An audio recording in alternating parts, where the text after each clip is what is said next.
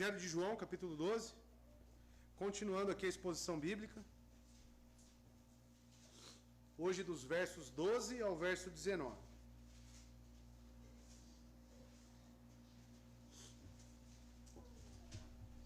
João 12, verso 12 ao 19. Primeira leitura na versão King James 1611. Depois eu passo na exposição para King James atualizada. Diz o seguinte a palavra de Deus.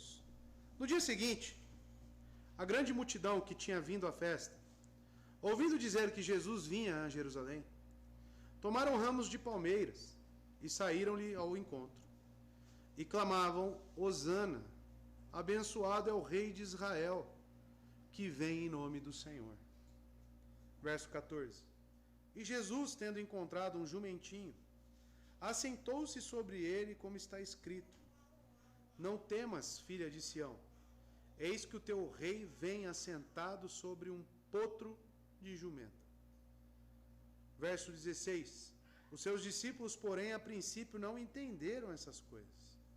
Mas quando Jesus foi glorificado, então eles se lembraram de que estas coisas estavam escritas a respeito dele, e que eles tinham feito essas coisas para ele. 17. A multidão, pois, que estava com ele, quando chamou a Lázaro para fora da sepultura, testemunhava que ele o ressuscitara dos mortos. Verso 18. Por causa disso também a multidão lhe saiu ao encontro, porque eles tinham ouvido que ele fizera este milagre. E verso 19. Disseram então os fariseus entre si: Percebestes que nada conseguis fazer? Eis que o mundo vai após ele. Vamos orar? Busque no Senhor agora o entendimento necessário, o fortalecimento da sua fé e principalmente que Deus efetue através da pregação do Evangelho a salvação nos indivíduos. Oremos. Eterno Deus e Pai, eu quero neste momento pedir ao Senhor que a sua igreja seja fortalecida nas Escrituras, no conhecimento, na graça do Espírito Santo. Que todos nós aqui, Deus, possamos entender os teus preceitos, compreender, Deus, os feitos de Cristo, aquilo que o Senhor prescreveu no Antigo Testamento sobre o seu Filho amado. Que tudo isso faça sentido a nós hoje. Nos ajude, Senhor. Somos tardios em entender, não temos capacidades próprias, dependemos do Teu Espírito Santo. Que o Senhor me ajude também como pregador, perdoando os meus pecados. Que o Senhor, Deus, tenha misericórdia de mim e me conceda graça, para que eu pregue com clareza, com objetividade e faça sentido nos nossos corações. Mas dependemos do Espírito Santo para aplicar essas verdades em nós. Obrigado, Pai. É o que eu peço nesse momento em nome de Jesus Cristo. Amém. Contextualizando, irmãos, na sessão passada vimos as diferentes reações do Evangelho. Reações causadas pelo Evangelho. Desde o serviço e a adoração genuína de Marta e Maria, que foram destacados nos versos 2 e 3 do capítulo 12. Nós vimos também a deliberada rejeição, versos 5 e 6, a rejeição de Judas, a traição já no seu coração, destacado por João. E nós vimos também aqueles buscadores de emoções, a crença superficial, que estavam atrás de milagres, destacado já no capítulo 6, quando Jesus multiplicou pães e peixes, e aqui na ressurreição de Lázaro mais uma vez.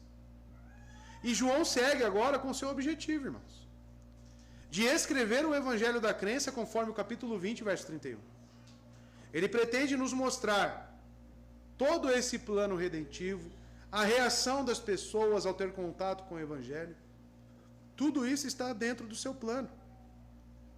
Nesta sessão, João vai descrever o evento da conhecida entrada triunfal, se apresentando oficialmente Jesus a Israel como Messias, o Filho de Deus. Ao fazer isso, ele irá despertar a reação em cadeia, o ódio daqueles que o rejeitam. e os acontecimentos que irão levá-lo à morte, no momento exato, pré-ordenado por Deus. Nós veremos também, amados, neste texto, o cumprimento de muitas profecias. Como o rei que veio para morrer. E ele fez no momento adequado, com a multidão apaixonada ao seu redor, de uma forma prevista. E para a perplexidade dos seus discípulos, pois não entenderam. Em sintonia com o tema do seu evangelho, João destaca o cumprimento da profecia do Antigo Testamento sobre Jesus, endossando a sua obra e a sua divindade. João relata essa entrada triunfal porque destaca o reinado de Cristo e destaca a sua obra de morrer. Coisas que acontecerão na sequência. Mas para que entendamos melhor esses cumprimentos das profecias, entendamos as reações das pessoas, porque a reação das pessoas será mais uma vez destacada. E que possamos estar atentos com os ouvidos do coração, para sermos conformados conforme a sua palavra. Lendo agora na King James atualizada, a partir do verso 12, diz o seguinte, as Escrituras: no dia seguinte, a multidão que tinha vindo para a festa, assim que ouviu que Jesus estava chegando a Jerusalém.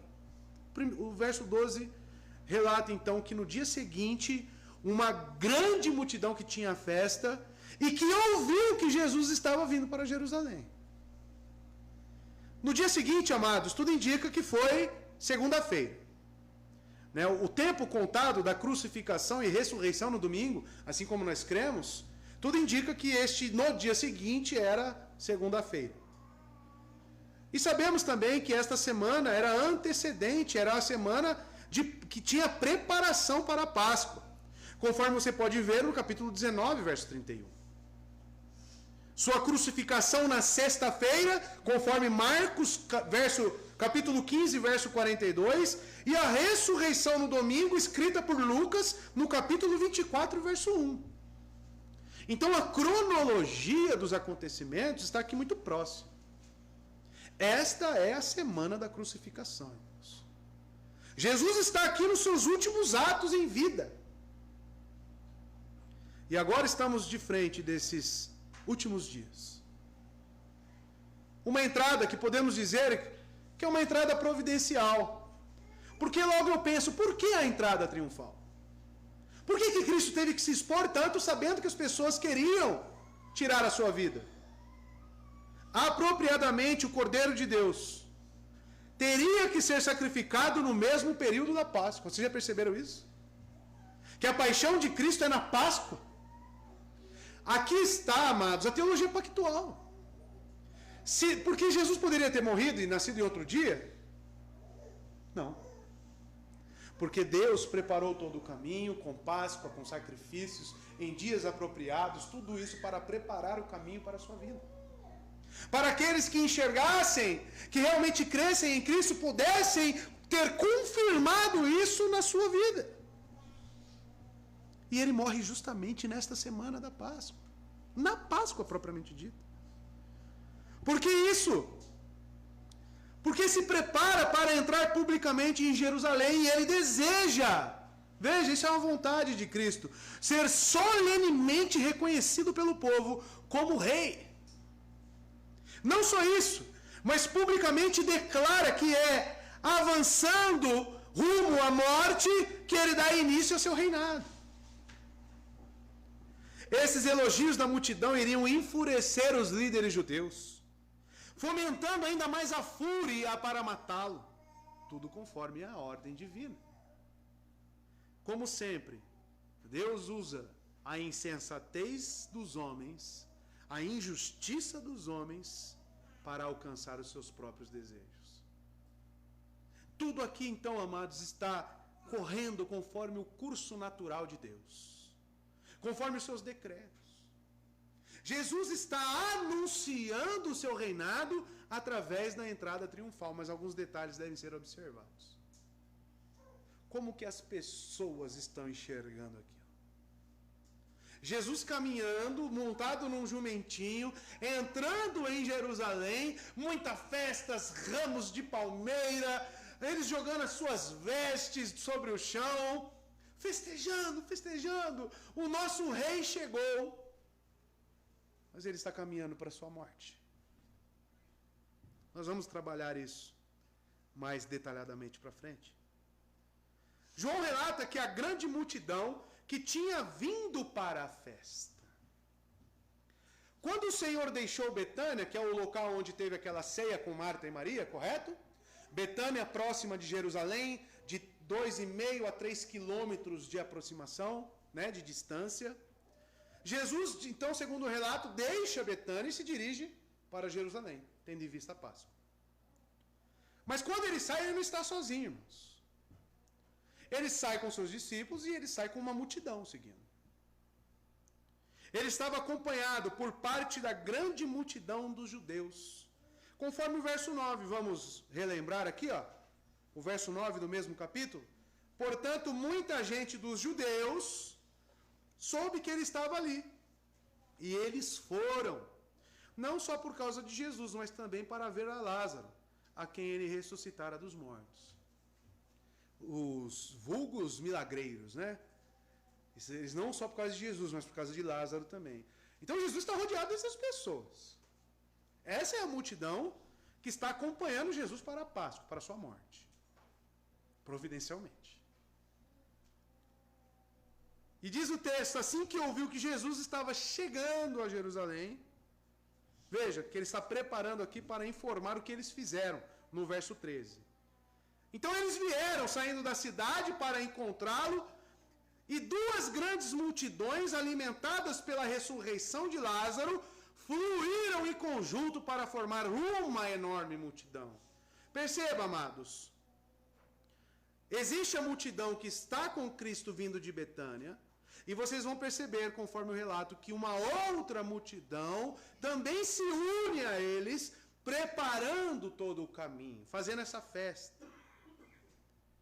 E fluíram em conjunto para formar uma multidão enorme. Segundo alguns estudiosos, eles estimam 1 milhão de pessoas junto com Jesus aqui. 1 milhão. Porque era uma festa nacional, irmãos. A festa da Páscoa, a celebração da Páscoa era uma ordenança bíblica. Que todos os homens vinham de todas as partes de Israel. A estimativa é de 1 milhão de pessoas que acompanharam Jesus até Jerusalém.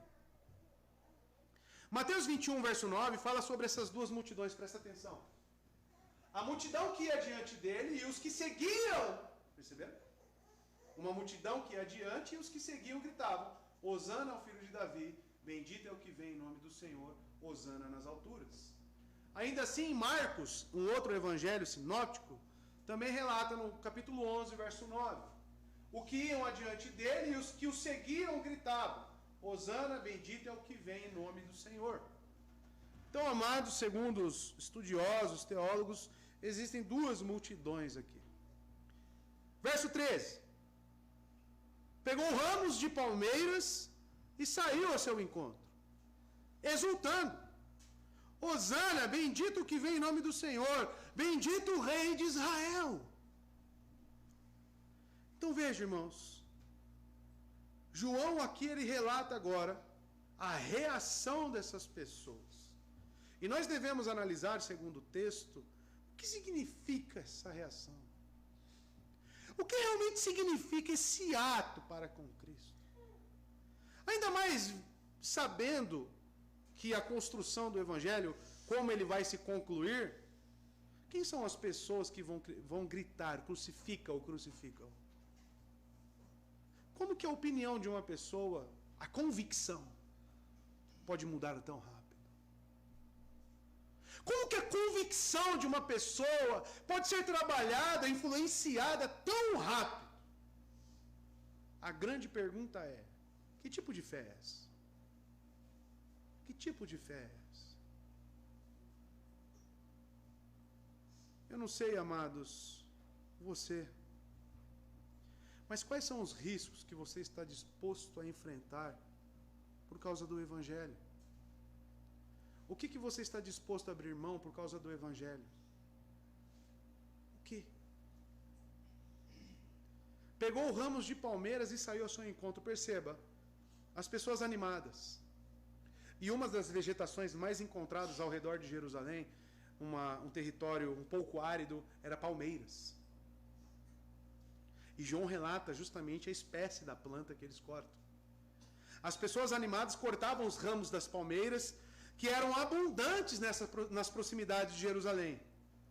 E isso era uma prática de uma das festas, a qual nós vimos, a festa da dedicação. Estão lembrados da festa da dedicação? A festa da dedicação ela foi inaugurada no período interbíblico. E quem relata esse acontecimento é Macabeus. O primeiro livro de Macabeus e o segundo livro de Macabeus, é um livro histórico. Ah, pastor, mas é um livro apócrifo. Mas não significa que só tem mentira lá.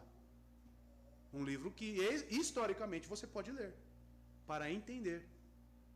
E Macabeus é um livro que relata o povo judeu se rebelando justamente com os governantes que estavam profanando o templo. Então, quando eles conseguem rededicar o templo ao Senhor, a festa foi simbolizada com esses ramos. No entanto, ramos de palmeiras tornou-se um símbolo geral de vitória e celebração.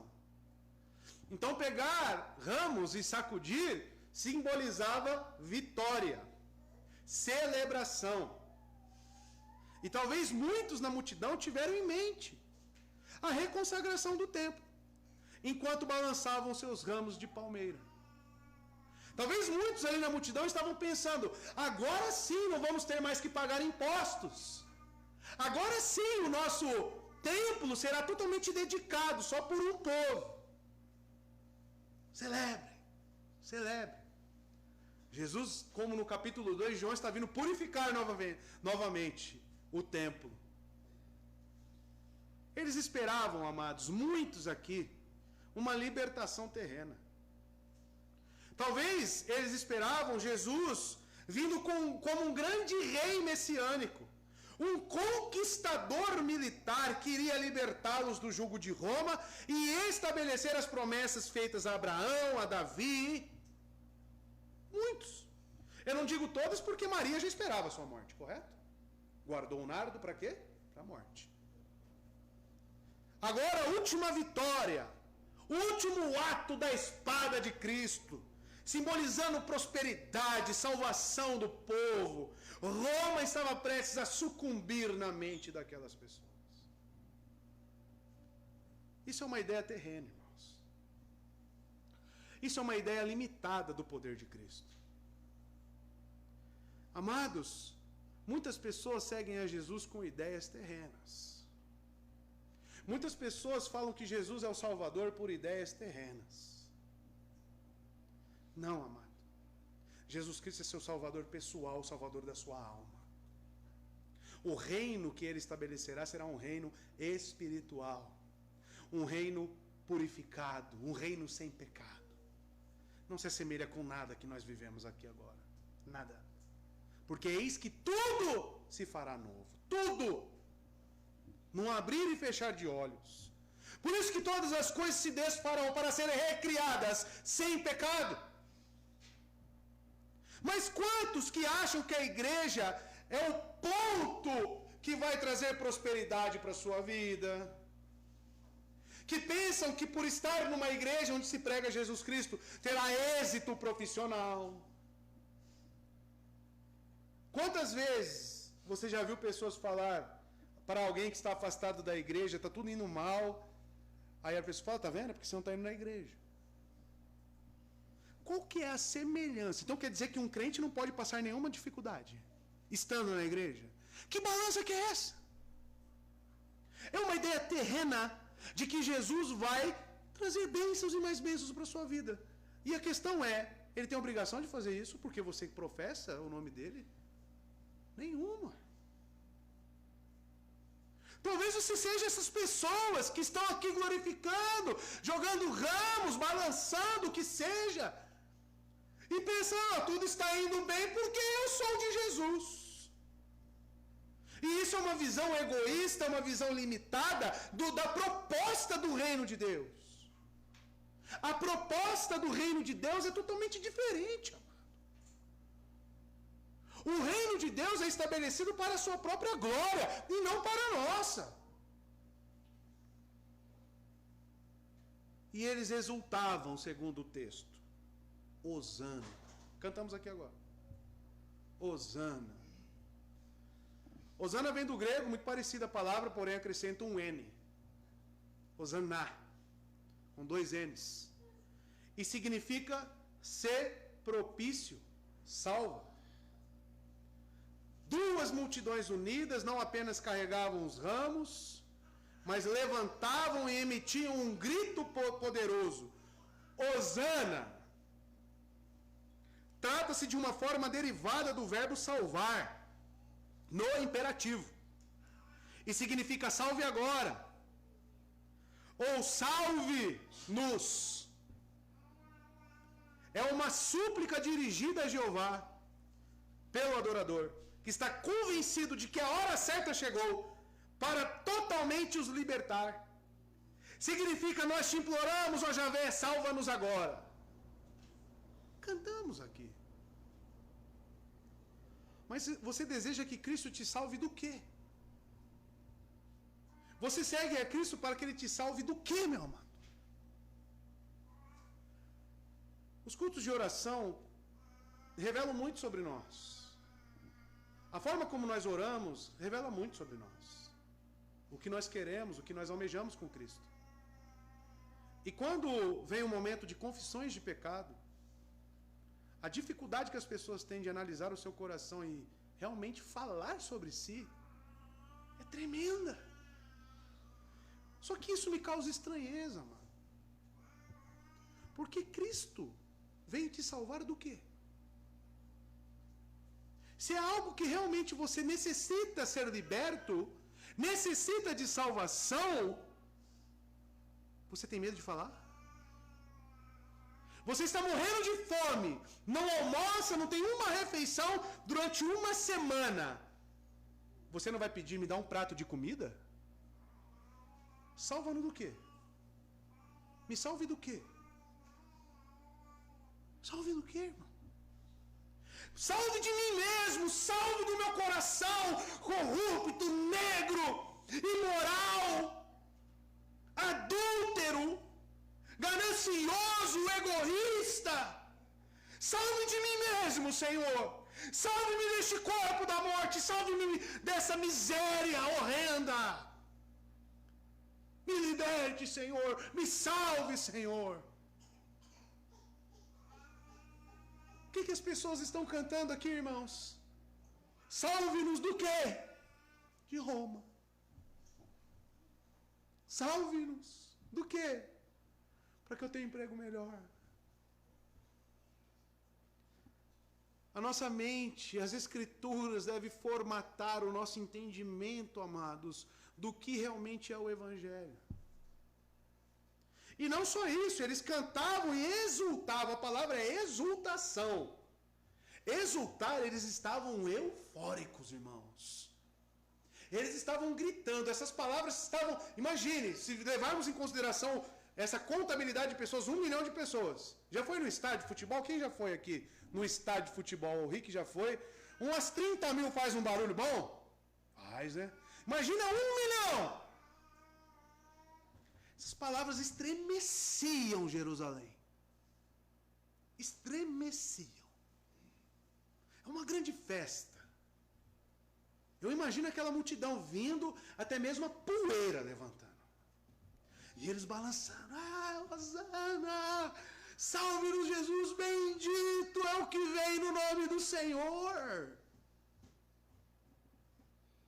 Quebrando o 3º mandamento, rogando o nome de Deus em vão, por benefícios próprios.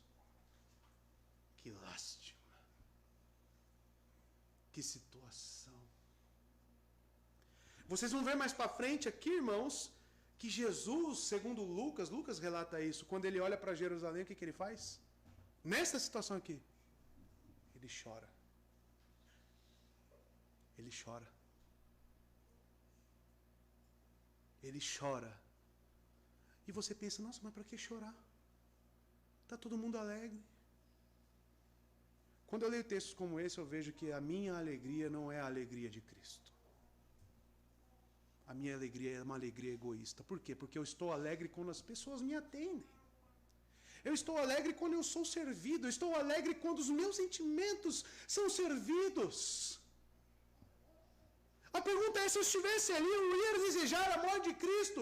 Será que eu seria como Maria, que preparou um momento para consagrar ali, ungir Jesus para a morte? O ato de Maria é muito profundo, amado. Maria está reconhecendo, aqui está o meu Salvador. Aqui está o homem Deus. Aqui está aquele que me libertará do meu corpo de pecado. Jesus chora. E o que eles citam aqui, amados, Hosana, bendito vem em nome do Senhor, vocês lembram quais são os salmos em período de Páscoa? Do 114 ao 118. Pois é, uma citação do Salmo 118. Vamos ver? Verso 22 ao 29. Presta atenção no que está escrito nos Salmos. A pedra que os construtores rejeitaram tornou-se a pedra angular. Está falando sobre quem ali? Jesus. Isso vem do Senhor e é algo maravilhoso para nós. Esse é o dia em que o Senhor agiu. Alegremo-nos e exultemos neste dia. Salva-nos, Senhor. Hosana. Nós imploramos, faze-nos prosperar. Senhor, nós suplicamos. Bendito é o que vem em nome do Senhor. Da casa do Senhor nós os abençoamos. O Senhor é Deus e Ele fez resplandecer sobre nós a sua luz. Juntem-se ao cortejo festivo, levando ramos até as pontas do altar. Tu és o meu Deus, graças te darei, ó meu Deus, eu te exultarei. Deem graças ao Senhor, porque Ele é bom, o seu amor dura para sempre. Iremos cantar esse salmo aqui também. Dai graça ao Senhor. Mas veja, amados, sabe o que faltou para o judeu? Volta lá no 22, perdão. A pedra que os construtores rejeitaram tornou-se a pedra angular. É com base nisso que vem a alegria. A rejeição que se tornou salvação. Faltou eles interpretarem esse texto. Mas eles estão aqui. Dizendo, bendito que vem em nome do Senhor. E eles ainda dizem, bendito o Rei de Israel. Entretanto, também é claro que muitas daquelas pessoas que o aclamavam com altas vozes e rogavam com tamanho entusiasmo e faziam na esperança de que este Messias seria a resposta das suas esperanças terrenas. Perdão.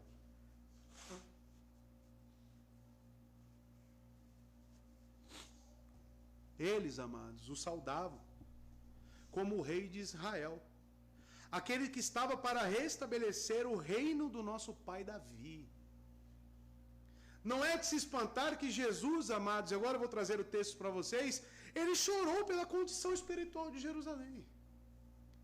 Lucas 19:41, a mesma passagem, né, em paralelo, veja só. Quando se aproximou e viu a cidade, Jesus chorou sobre ela. Passa aí, que tem mais a fala dele. E disse, se você compreendesse, neste dia, sim, você também, o que traz a paz. Mas agora isso está oculto aos seus olhos. Está oculto aos olhos de muitas pessoas dentro da igreja. Muitas pessoas não conseguem olhar para a obra expiatória de Cristo, a obra de Deus, entender aquilo como salvação da alma. Amados, a situação das igrejas, pastores que se autonomeiam pastores, crentes que querem estar no meio por status ou qualquer outra coisa, ou até mesmo porque tem uma consciência ferida, se eu não estiver na igreja eu vou para o inferno, então eu vou para lá. Essas pessoas nunca conheceram Jesus, irmãos. Se realmente não houver uma entrega, se realmente não houver uma convicção, uma confiança, um compromisso completo com Jesus, como seu suficiente, como seu único Salvador, reconhecer a sua obra, a sua morte. Estava fazendo catecismo hoje, uma das perguntas do catecismo é: por que ele tinha que morrer? E por que ele morrendo no nosso lugar nós temos que morrer ainda? O que representa a morte para um cristão? Estava fazendo com a minha esposa. A tristeza de Jerusalém. E sabe o que isso me traz como verdade? Como que Cristo olha para a igreja hoje? Eu te respondo. Da mesma forma que ele orou para Jerusalém. Ele olha para as pessoas lá, fazendo festa, cultuando, cantando hinos, cantando canções, falando: Senhor, Senhor, Hosana, salva-nos. E chorando. E eu afirmo que ele chora porque Hebreus diz que ele se compadece. Hebreus diz que ele olha para a condição das pessoas e ele se compadece. E ele fala: isso está fechado. Pode deixar o texto aqui, meu irmão. Não precisa tirar, não. Mas agora isso está oculto aos seus olhos. Estar oculto aos olhos, irmãos, de muitas pessoas. Perceba que a grande massa de adoradores de Cristo era das caravanas de fora de Jerusalém também. Assim, os estranhos eram mais dispostos a render devido respeito ao Filho de Deus do que os cidadãos de Jerusalém, os quais deveriam antes ter sido exemplo a todos os demais. Por quê, amados? Pois tinham sacrifícios diários ministrados ali, o templo estava em Jerusalém, eles também eram mais excelentes mestres da igreja. Os grandes benefícios de Deus se tornam motivo de arrogância, até mesmo a mulher samaritana. Mas e aí, onde devemos adorar? Lá ou aqui? Porque qualquer judeu olhava para Jerusalém, e os salmos dizem isso, como um lugar de prestígio, um lugar do templo, um lugar onde se reunimos. Mas o que aconteceu? Aconteceu que os grandes benefícios de Deus para Jerusalém se tornou motivo de arrogância. A ponto de uma samaritana, considerada uma impura, ser recebida por Cristo e os próprios moradores de Jerusalém não. Isso me traz uma preocupação, porque o que representa estar próximo de Cristo? Ah, não, eu estou numa igreja bíblica. Eu estou numa igreja onde eu tenho 100% de certeza que prega o Evangelho. Você sabia que isso não pode não querer dizer muita coisa? Você sabia disso? Você sabia que ser um morador de Jerusalém não pode significar nada para você? Você sabia disso? Cristo pode estar nesse momento olhando para você que cantou aqui chorando, como ele chorou por Jerusalém. Verso 14. E Jesus, tendo conseguido um jumentinho, montou-o, conforme está escrito. Jesus tendo conseguido o jumentinho. Mateus capítulo 21 fala sobre a aquisição desse jumentinho. Perceba. Quando se aproximaram de Jerusalém e chegaram a Betfagé, ao Monte das Oliveiras, Jesus enviou 2 discípulos. Provavelmente, muitos dizem que foi João e Pedro. Dizendo-lhes: vão ao povoado que está diante de vocês, logo encontrarão uma jumenta amarrada com um jumentinho. É uma cria. Ao lado. Desamarrem-nos, então desamarra os 2, e tragam-nos para mim. Está aí a aquisição do jumentinho. E segundo o texto, ele montou conforme está escrito. Jesus está cumprindo certamente uma predição a seu respeito, que está escrito em Zacarias capítulo 9, verso 9. Já pode projetar aqui. Enquanto a profissão continuou, como agora Jesus montado nesse jumentinho. Perceba, ele não montou na mãe, ele montou no jumentinho. Eu sempre digo aos irmãos que toda atitude de Jesus deve ser observada de perto, com atenção. Por exemplo, o casamento em Caná da Galileia, ele estar presente no casamento, isso tem uma representatividade. Ele ter montado não na mãe, mas no filhinho, também tem. No jumento também tem uma representatividade. Veja Zacarias 9, verso 9. Alegre-se muito, cidade de Sião. Exulte, Jerusalém. Eis que o seu rei vem a você, justo e vitorioso, humilde e montado num jumento, num jumentinho, cria de jumenta. Zacarias profetizou sobre esse momento. A exultação, tudo que está ocorrendo era algo prescrito por Deus. Amados, a maior parte da multidão também estavam estendendo seus casacos na entrada, no caminho de Jesus. Mateus 21, verso 8, fala disso. E espalhar as vestes no caminho de alguém era um gesto de homenagem, reservado à realeza. No Antigo Testamento você encontra esta atitude em 2 Reis 9,13. E manifestou ainda a crença da multidão que Jesus era o rei de Israel. Mas que tipo de rei? Que tipo de rei? Amados, o texto de Zacarias, que é citado aqui, como está prescrito, 2 pontos, aí entra o verso 15, correto? Diz o que? Não tenha medo, ó filha de Sião. Eis que o seu rei está chegando, montado em um jumentinho. Zacarias não fala só sobre o jumentinho. Zacarias fala sobre mais coisas. E uma delas é: não tenha medo. Mas espera aí, isso me parece estranho. Todo mundo está alegre, todo mundo está exultando, todo mundo está ali contente. Porém, a profecia do próprio ato fala para que não tenhamos medo. Por quê? Vai acontecer alguma batalha? Vai acontecer alguma coisa? O que está querendo dizer Zacarias? Nessas palavras do profeta, como citadas pelo evangelista, devemos observar que nunca a tranquilidade é restaurada em nossas mentes, ou o temor ou tremor banidos dela, da nossa mente, exceto quando temos consciência de que Cristo reina entre nós.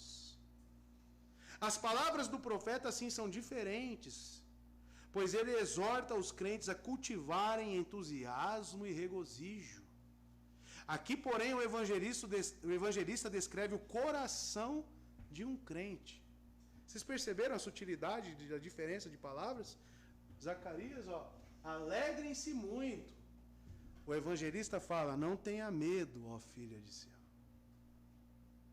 A preocupação de João aqui é trazer o sentido espiritual da entrada de Jesus. E não falar que essa multidão estava agindo corretamente. Filha de Sião, o profeta se dirigiu a Sião em seu próprio tempo. Porque ela era uma habitação, ou seja, era a morada da igreja. Agora Deus arrebanhou para si uma igreja do mundo inteiro. Igreja que eu digo no Antigo Testamento, a preparação, entenda o que estou dizendo. Porque a igreja em si foi fundada no Novo Testamento com Cristo. Esta promessa é peculiarmente dirigida aos crentes que se submetem a Cristo para que reinem com Ele. Muitas linguagens escatológicas vai falar sobre uma Sião. E quando nós lermos Sião, nós temos que pensar que é um local, ou seja, onde se reúnem os crentes. Então ele está falando da sua igreja. Sião. Eis que o seu rei está chegando, diz a profecia de Isaías, citada por João. Quando Sião recebe o seu próprio rei, não há mais razão para tremor, ou temor, ou medo, como ele diz. Desta vez não é nenhum rei estranho que se aproxima de Jerusalém, portanto, que a filha de Sião deixe de tremer. Esse rei em harmonia, como foi indicado com a profecia de Zacarias, é o rei sacerdote, o próprio Messias. O que João está nos dizendo, irmãos?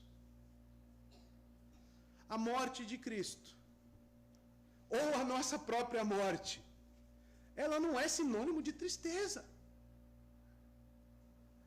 Uma das coisas que o homem tem mais medo é de morrer. Quando o homem está nos seus últimos momentos, eles negociam tudo, eles fazem de tudo. Tem pessoal que trabalha no hospital aqui, já viu as pessoas nos últimos momentos. Geralmente elas começam a ficar ensandecidas, não é assim, Natana? Ensandecida. Começa a quebrar aparelho, começa a dar soco em parente, elas ficam desconsoladas quando recebem, você vai morrer, você tem 1 mês de vida. Talvez essas pessoas, talvez não, certeza, porque depois que eles souberam que Jesus foi preso, estava sendo humilhado, socado, cuspido, o que eles fizeram? Ah, esse aí não é o Messias mesmo. Pode matar. Amados, não tenha medo, ó filha de Sião, ó povo eleito de Deus, porque o nosso Redentor vive.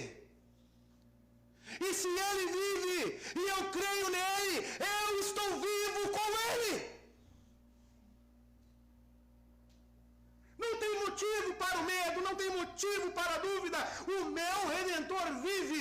A morte de Cristo, o seu sofrimento, a sua humilhação é a minha libertação. Não é Roma que me aprisiona, não é este mundo, não, é o pecado. E Cristo me livra justamente disto, as algemas que somente Ele pode tirar, nenhum outro. E a citação de Zacarias, recitada por João, é: eis que o seu rei está chegando, montado em um jumentinho. Não é isso que diz aí? Montado em um jumentinho. Perceba uma certa ironia. Ao descrever Cristo em cavalgar no jumentinho, significa que seu reino em nada será comum com a pompa, o esplendor, a riqueza e poder que o mundo quer. Você lembra o que Satanás ofereceu a Cristo no deserto? Me adore, eu te darei todos os reinos deste mundo. Pompa, esplendor. Coincidentemente, perceba, é a mesma condição desse povo que está com sentimentos egoístas. E o ato de Jesus pegar um jumentinho, não é nem a mãe, é o jumentinho, o que ele está querendo dizer? Amados, quando um rei entrava com pompa, com esplendor, qual era o meio de locomoção de um rei? Cavalo. Um cavalo. Eles entravam com aqueles cavalos altos. Por que a polícia militar usa cavalo e não usa jumento? Porque é um animal já preparado para a guerra, é um animal utilizado em toda a história para tudo isso, irmãos. Guerra, os reis montavam em cavalos. Passa o ar de riqueza, poder, tudo que eles queriam, tudo que os judeus estavam pensando. E era oportuno que isso se tornasse conhecido, mediante uma manifestação externa. Para que todos se assegurassem plenamente que isto, o ato dele chegar com o jumentinho, Jesus está dizendo para todos ali presentes: não é nada disso que vocês estão pensando. Não é nada disso que vocês estão almejando de mim. Tanto que eu venho num jumentinho. Ao escolher andar de burro, né? Pode ser um burro também. Jesus demonstra o caráter humilde de seu reinado. Somente quando ele voltar pela segunda vez, segundo os relatos bíblicos, que ele realmente estará montado em um cavalo. O momento que ele voltar pela segunda vez, aí sim será o momento dele instaurar o seu reinado físico. Instaurar. E aí, meu irmão, ele vai vir como um conquistador. Apocalipse tem como por aí? 19:11.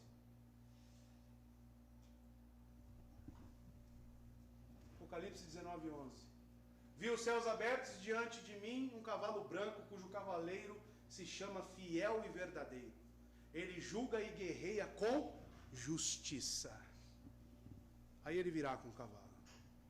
Mas não haverá mais misericórdia. Não haverá mais tempo.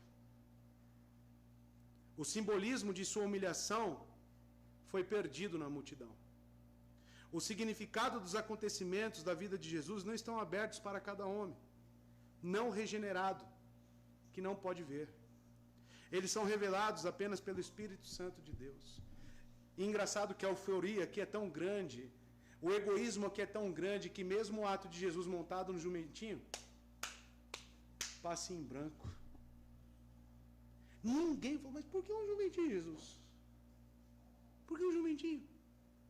O que o senhor está querendo dizer com isso? Pega um cavalo branco aí, um grande, bem forte, e entra lá em Jerusalém, já acabando com tudo que você ressuscitou um morto. Você tem poder para dizimar aquela cidade. É isso, Jesus. Bora, Jesus. Talvez você fosse essa pessoa. Jesus está mostrando que o seu reinado é um reinado e que ele veio não para condenar, mas para salvar o homem. É um ato condescendente de Deus. É ele habitar conosco para nos oferecer salvação. É ele morrer por nós para nos reconciliar com o Pai. O que ele está dizendo? Calma, eu vim para salvar. Tanto o romano, quanto o grego, quanto os próprios judeus, eu vim para salvar. O desafio para você essa noite, meu amado, é revisitar os seus pensamentos para com Cristo, as suas intenções. O que seu coração deseja de Jesus realmente? Verso 16. Naquele momento, seus discípulos não entenderam o que estava acontecendo. Só depois que Jesus foi glorificado. Eles se lembraram de que esses fatos estavam escritos a respeito dele e também de que isso lhe fizeram. Naquele momento, os discípulos não entenderam, irmãos. As pessoas na multidão não foram os únicos que não conseguiram compreender o significado do que estava acontecendo. Uma nota parentéstica de João, porque o verso 16 é como se fosse um parênteses de João. E indica que mesmo os discípulos não entenderam o significado da entrada triunfal. Eles não podiam compreender que sua primeira vinda, Jesus não veio como conquistador, mas como salvador. E só depois que Jesus foi glorificado, eles se lembraram. E Jesus falou, quando eu for, ele virá e vos lembrarão. Ou seja, o ato de aperfeiçoamento nos discípulos dependia do Espírito Santo. E ele se inclui nisso, porque João era um dos discípulos. E muitos deles, digamos que todos, o que aconteceu quando prenderam Jesus e o levaram para a morte? Fugiram. E quando ele morreu? Voltou a pescar. Mas é aí que vem, né? A fé genuína e o bom pastoreio foi até eles. Preparou uma refeição e vem aqui que vocês são meus. E Judas? Tinha se enforcado lá. Segundo Atos, partiu no meio. Foi tripa para tudo quanto é lado. Suicídio. De que esses fatos estavam escritos a respeito deles. Os discípulos não tinham capacidade de entender o que estava acontecendo com Jesus, em âmbito espiritual. Não tinham olhos para compreender o que Zacarias tinha falado. Talvez o jumentinho não era esperado, e sim um cavalo de batalha, como eu disse. Inclusive utilizado em Macabeus. O que originou lá as palmeiras, né? Porque Macabeus foi batalha com cavalo. Talvez estava esperando isso. Aí Jesus vem com o jumentinho. Você achar estranho? É também de que isso, e também de que isso lhe fizeram. Ou seja, o que as pessoas estavam fazendo, depois eles entenderam, era necessário. Tanto que não entendiam as profecias relacionadas ao acontecimento do momento, como também não entendiam o sentido espiritual da atitude das pessoas. Os ramos certamente simbolizavam corretamente a vitória, a prosperidade e a liberdade do pecado, assim como as vestes que ele jogava. João 14, 26 tem a promessa de Cristo para os discípulos. Veja só. Mas o conselheiro, o Espírito Santo que o Pai enviará em meu nome, ensinará a vocês todas as coisas e fará vocês lembrarem tudo o que eu disse. Amados, Jesus é um rei como nenhum outro. Em vez de pompa como reis terrenos, ele é manso e humilde. Em vez de derrotar seus inimigos pela força, ele conquistou todos eles morrendo. Mas se ele foi desprezado e rejeitado na sua primeira vinda, voltará um dia como rei conquistador, rei dos reis, senhor dos senhores. Irá destruir todos seus inimigos e assim como ele cumpriu todas essas profecias do Antigo Testamento, você tem alguma dúvida que ele vai cumprir as que estão aguardando? Certamente não. Ele virá. Amados, o nosso rei é um rei que nos mostra princípios que são contra os nossos princípios. Nós temos que olhar para o Evangelho e pensar, poxa, Jesus, ele conquistou morrendo. Ele não conquistou matando. O que se espera de nós? Amados, o Evangelho não pode despertar em nós arrogância, prepotência, egoísmo, mas sim deve despertar em nós generosidade, serviço ao outro, amor. Se o Evangelho que você conhece está te distanciando das pessoas, você está no caminho errado. O Evangelho deve nos aproximar das pessoas, oferecer salvação, anunciar as boas novas. É o contrário. E se você quer alguma posição diante de Deus, sirva a todos. Negue a si mesmo. Jesus nos mostra isso, irmãos. E pensar em meritocracia, pensar em fazer para ganhar alguma retribuição, todos esses sentimentos são contrários ao que Cristo nos faz e nos ensina. Verso 17. Assim sendo, a multidão que estava com ele, quando mandara Lázaro sair do sepulcro e ressuscitara dos mortos, continuou a testemunhar o ocorrido. Ou seja, irmãos, como já observamos anteriormente, essas duas multidões se uniram. E estava com ele. Como? Quando mandara Lázaro sair do sepulcro e o ressuscitara dos mortos. Então a mesma multidão que estava lá no milagre está aqui. E diz o texto que eles continuaram a testemunhar. Você percebe a intenção de João? Ele já falou sobre isso. Não falou? Ele não falou lá no verso 9? Que essas pessoas vieram não só somente por causa de Jesus, mas por causa de Lázaro também? Percebe que ele repete? A intenção do coração das pessoas. Sabe por que ele faz isso? Para te mostrar o que é uma crença superficial. Para nos mostrar, nos ensinar. Ou seja, as pessoas estavam caminhando, balançando lá as palmeiras, jogando suas capas, né, suas vestes, Jesus no jumentinha, e eu falo, esse aí é o que ressuscitou Lázaro. Esse aí é o que faz viver os mortos. Você acha que vai ter alguma dificuldade de conquistar Roma? É isso que estavam falando. Continuou a testemunhar o ocorrido. Eles só falavam do milagre. E é engraçado que o povo de Deus, os crentes na igreja, como eles têm perdido o costume de falar sobre as Escrituras, de falar sobre o que edifica, cantar salmos, falar sobre o pecado. Qual foi a última vez que você chegou no irmãozinho da igreja e confessou os seus pecados para ele? Falei, irmão, me ajuda. Eu estou perecendo. Ora por mim. Qual foi a última vez que você fez isso? Meu coração está repleto de imoralidade sexual. Me ajuda. Ora por mim.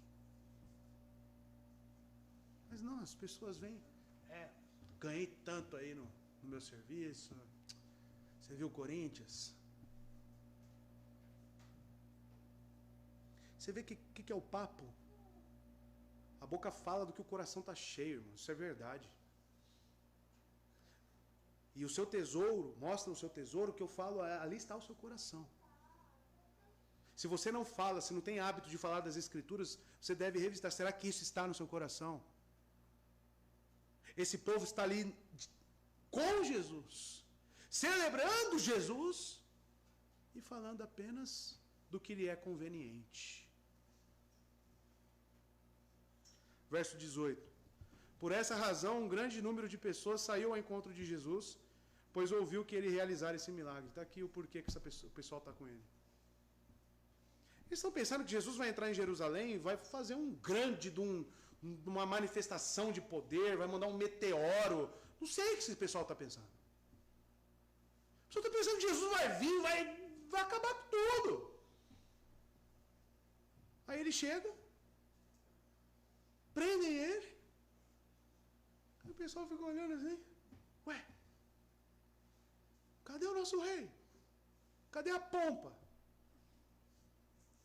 Assim será. A frustração que essas pessoas tiveram, assim será com os crentes com fé espúria dentro da igreja. As pessoas no grande dia, como diz Mateus 7, vai falar: Senhor, eu não vos conheço. Você quer ter essas palavras soando como facas no seu ouvido? Revisite os seus sentimentos por Cristo, a sua convicção, como foi falado aqui na IBD, e o seu compromisso com Ele. Eu falei para o meu irmão Maurício, quando saímos do acampamento, se eu sair daí e não fizer nada, eu sou um hipócrita. Se eu 2 dias ouvindo a palavra de Deus e sendo claro, nítido, chegar em casa e não mudar, tem alguma coisa errada. Tem alguma coisa errada. No outro dia, no mesmo dia corrigindo, falei para minha esposa, precisamos mudar. Aí na quarta-feira já começou a mudança. Já começou a mudança. Graças a Deus não tem sido fácil, não. Mas graças a Deus tem sustentado. Mas eu seria um hipócrita. Um hipócrita. E por essa razão, um número de pessoas saiu ao encontro. Um grande número de pessoas saiu ao encontro de Jesus. Pois ouviu que ele realizara esse milagre. Motivação explícita. Verso 19. Todavia, os fariseus comentavam uns com os outros: vós percebestes como nossos esforços são inúteis? Atentai, eis que o mundo todo vai após ele. Os fariseus comentavam uns com os outros, irmãos, como o que estão prestes a argumentar, eles se deixam instigar por uma fúria ainda maior. Eles se encontram aqui indignados. Por isso pode ser considerado como uma censura que eles estão fazendo entre eles mesmos. Como se quisessem dizer que a razão pela qual o povo se revoltava e seguia Cristo se devia à própria e excessiva indolência e covardia deles. Perdão. Amados, eles começam a se censurar. Tá vendo? Aí, ó. A gente não fez nada, olha o resultado do nosso trabalho, da nossa covardia. Mas não passava isso de comentários, amados. Eles tinham ordenado, lembram disso? Que se alguém soubesse o paradeiro de Jesus, eles tinham que informar. Capítulo 11, verso 57. Ora, os principais sacerdotes, os fariseus, tinham dado ordem para que se algum homem soubesse onde ele estava, ele deveria mostrar para que o prendesse. Ou seja, tinha uma ordem. Tinha, digamos assim, para ilustrar bem para você, cartazes de procura-se Jesus. E Jesus, na jumentinha, entrando em Jerusalém. Ironicamente, ali, à vista de todos, estava o alvo deles, cercado de milhares de pessoas, mas em vez de entregar Jesus às autoridades, a multidão estava com ele, saudando o Messias, Com medo da reação da multidão, os fariseus ficaram a olhar cheios de frustração e desânimo. E diziam: vós percebestes como os nossos esforços são inúteis? Aí, ó. Não surpreendente, eles começam a se atacar, confrontados com a popularidade de Jesus, frustrados, começam a culpar uns aos outros. Eles teriam sido mais sábios se agissem como Gamaliel, que viria aconselhar no Sinédrio: se proceder de Deus, vocês não serão capazes de impedi-los, pois se acharão lutando contra Deus. E amados, a morte de Jesus, o que foi o trunfo dessas pessoas, foi a nossa vitória. É a nossa vitória. O Evangelho nunca será extinto, irmãos. As pessoas podem fazer o que for, os inimigos da cruz podem fazer o que for, o Evangelho nunca será extinto. Por quê? Porque ele provém de Deus, que é eterno. E eles dizem, para encerrar: atentai, eis que o mundo vai todo após ele. Os próprios opositores da cruz estão aqui profetizando algo que certamente ocorrerá. Certamente que o mundo que eles estão falando, o mundo é os próprios judeus, como Nicodemos, em João 3,16. A noção de mundo que eles tinham. Mas nós sabemos que a amplitude do Evangelho é para todos os povos, todas as nações, em todos os lugares. Tem eleito de Deus na Malásia, tem eleito de Deus no Japão, em qualquer lugar. O Evangelho é para todos os povos e todas as nações. E da boca de um ímpio, assim como Caifás, é necessário que morra um pelo bem de todos. Está certinho, Caifás. Assim também os fariseus: atentai, eis que o mundo todo vai após ele. Louvado seja Deus. Amém? Que a sua fé seja confirmada em Cristo.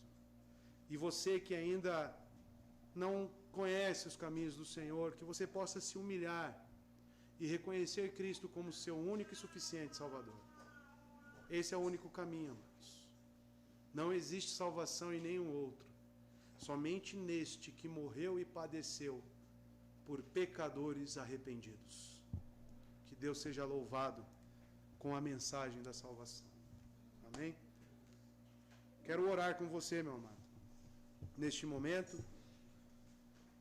E se as suas ambições com Cristo foram confrontadas, se você foi incomodado pela palavra de Deus, que você converse e entregue isso na cruz.